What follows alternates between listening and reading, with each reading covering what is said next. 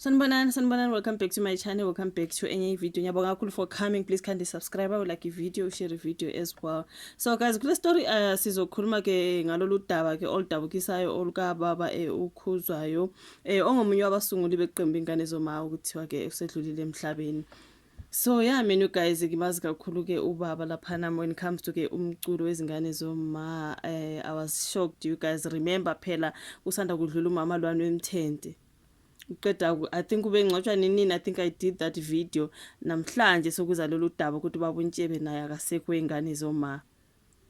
Yo hayi kaze angazi kwenzakalani both nje ingane zoma neMthente wona amaqembu ebengiwathanda kakhulu bafethu. So kuyangimangalisa nje kudlula uma usebekiwe sokudlula ubaba uNtshebe, like seriously now. So kuye kwangimangaza kakhulu bafethu mangibona lolu daba kuthiwa ke abaculi ke babhonga emswanini ngokushona ke kowezingane zoma. La kuba uNtshebe you guys siyamazi kungane zoma ubeshaya isiginci kakhulu hey. So yeah man, shame. Kukhalwa ke izingalo zonke bafethu ngokudlula emhlabeni komsunguli weqembu ke likaMastandi futhi obengumdlali wesiginci kulo izingane zoma. Ubaba uBusani Ntshebe Khuzwayo ube na 62. Ngwaseqhudeni enquthu ushonele esibhedlela saseDundee ngolesihlanu ngezithuba zabo 9 ekseni emva kokungeniswa khona ngolesihlanu olwedlule exinwe isifo sikashukela. Kwababhonga emswanini kubalwa kwindlovukazi yalomculo uDokotela Buselaphi Buthelezi Xowa waduma ke kwimthente okuyiqembu elaligcweka ngengoma nezingane zoma eminyakeni edlule. Siyazi the competition between the two groups. That's why for me I always say they are my best groups when it comes to ke Maskandi, you know what I mean? So ukudlula kwabo emhlabeni belandelana for me kuyangithusa. I'm like come on man. So Kuthiwa ke ngicela ke ukukhalela izingane zoma umndeni wakaKhuzwayo nabathandi bomculo kaMaskandi. uKhuzwayo ngemazi ngomoya omuhle nokuba umuntu obehlala njalo ezihlekela nangenhlonipho okuthanda umsebenzi wakhe kakhulu nokudlala kwakhe isiginci ngendlela ehlukile. Sohlala njalo simkhumbula ngenhlonipho abenayo ize ke ebemdala kunathi ebezehlisa engakhethi ukuthi usebenza noDr Buselaphi noma ke nengane zoma. Ube nothando kakhulu kusho ke uBuselaphi. Shame man. uKhuzani owaqala ukwaziwa engaphansi kwenkampani kaNtshebe izingane zoma music uthe kwaze kwanzima kakhulu esikuzwayo ukuthi ubaba uNtshebe akasekho emhlabeni sengathi umndeni wakhe ungaduduzeka kulobo bunzima kuyona yonke indima kaMaskandi.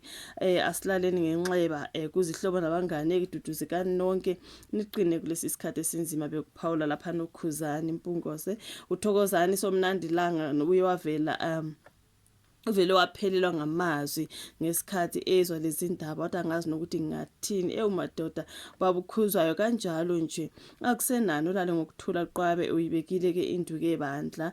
Ngidlulisa amazwi enduduze emndenini wonke wakwaKhuzwayo nase esizweni sonke sakwaSithole kwaNqulu silimele sonke ngeNtshebe. So ngithi dudu kakhulu nakubangani nakuyiqembu lezingane zoma kanye nakubathandi bomculo uphumule ngokuthula babukhuzwayo bekusho ke uThokozani Langa. So noBheki Honga ke ngubani angazi ukuthiwa ke wamangcukumane guys ngika Isolezwe, sorry I forgot to say balibhala udaba lukhona nangale ka Daily Sun, but anyway sometimes kule channel ngiyangikhetha ukuza ngapha ka Isolezwe ngoba ke languages are similar. So lana kuthiwa ke noBheki Honga wangubani wamangcukumane, sorry wamangcukumane, it's a little bit long, I was confused. Nezechalaha akasalanga ngaphandle kwababhonga emswanini ngale ngqalabutho. So umadoda ukufa kuyazenzela engabe soneni kangaka sithi dude emndenini okaKhuzwayo naseqenjini ingane zoma ulale ngokuthula baba uNtshebe baningi kade bephawula uJaiva Zimnike naye usebenze nezingane music kusaphila kumgqumeni Khumalo futhi besebenza ke nakosaziwayo uthena kuba izinyembezi zehlazilandelana ngaleli qhawe wathi sonke siyakhala mnguni sengathi angalala ngoxolo kuningi esikufundile kubalwa nenhlonipho ngaphezulu komculo phakathi ayo kusho ke lona uZimnik. Inkampani kaNtshebe izingane zoma music zikhipha istatement eziqinisekisa lezi zindaba futhi ke yathi ke izokuchaza konke ngezinhlelo zeqembu uma sekufihlwe umufi. So ngokusho kwelungu lezingane zoma nelisebenze noNtshebe kusukela ngo1993 umufi waqala ukuhlatshwa ngokugula kade enandisa kwimpucuzeko Maskandi Festival eThekwini nyakenye. Kwaqala sengathi uhlatshwe yinto ethi kodwa ngokuhamba kwesikhathi kwagcina sekuyisilonda esingapholi. Ube seshaya isifo sohlangothi waphuthunyiswa ke kwababonayo. Kodwa ke kwanhlangazimuka nomoya wabuye wadlulisela esibhedlela saseDundee okuyilapho umphefumulo wakhe uphumule khona izolo. Bekungakaphothula ke ngezinhlelo zokufihla kwakhe ubaba uNtshebe. So rest in peace. Oh guys, like seriously kunzima bafethu. Ngithe mangilibona lolu daba ngacabanga ukuthi kusanda kudlula umama uMthalane, you know what I mean, oyeqembu iMthente. So I was shocked, honestly speaking. I was really shocked. I'm like, mara yini, you know what I mean. Shame, may his soul rest in peace bafethu.